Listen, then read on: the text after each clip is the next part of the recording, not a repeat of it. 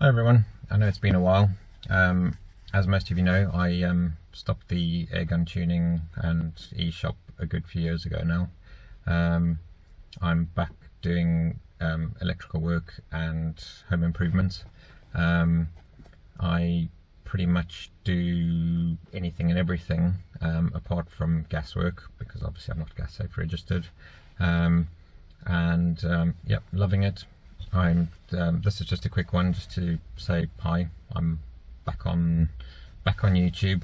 I don't know how often I'm going to post, but I figured I may as well start putting on some videos and clips and things of what I get up to on, at work, and some of it may be useful to some of you, and yeah, see you on the channel soon. Take care, bye.